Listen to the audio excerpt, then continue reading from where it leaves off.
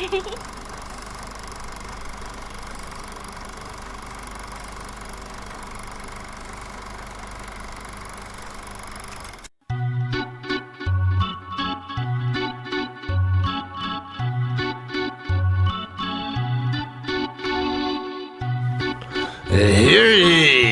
ye, and step right up. Step right up and dare, if you will, to stare deep into the eyes of debauchery and passion incarnate.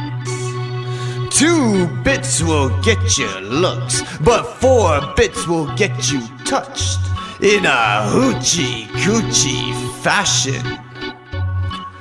We were once a lowly troop, stationary and cooped, in a house of ill repute, stuck in a dust bowl town.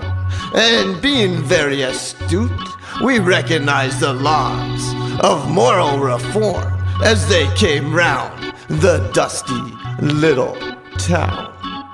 We were chased, and in ethical disgrace, we were run right out of town, close to being tarred and feathered from high society's highfalutin with delicate sensibilities. And through that storm we weathered and branched out to explore and reconnoiter the countryside and our country bumpkin brethren, to then be able to bring our deviancy to you, the good populace of this poor, dejected, and neglected county. So step right up and try your hand. Step right up and be a man. Under this tent top you will experience games of skill and a broken will, pleasures of the flesh, and an exotic celestial caress.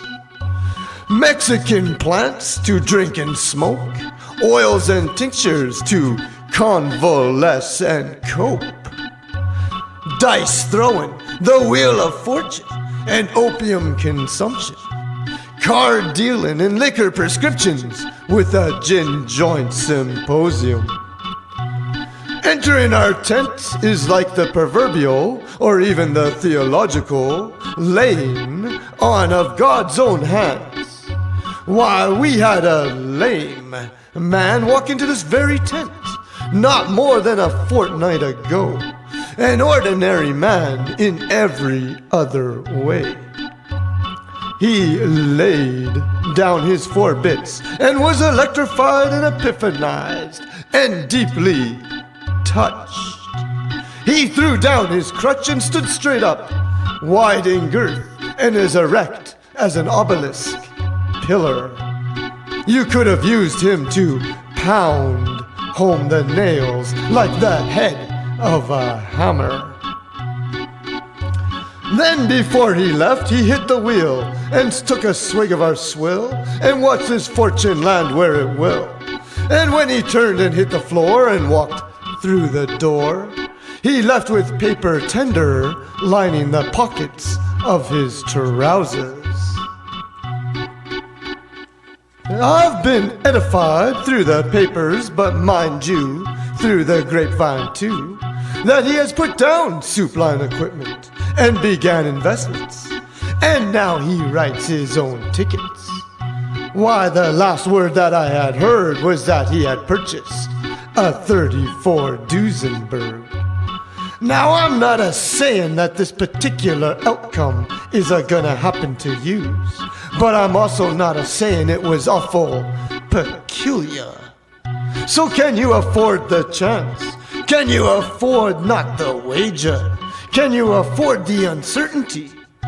They say times are hard, yes, but when were they not?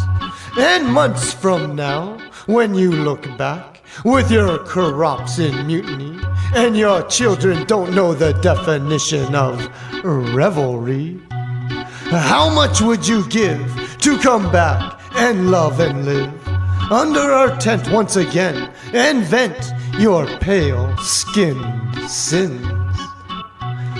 Well, fear not, nor regret, my fine country folk. The moment has not yet passed into that cold black void of times past.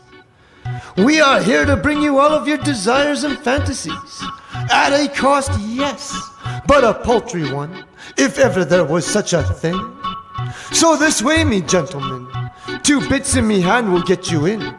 Please though, please sirs, an orderly queue, there is room for all to attend this dark ball.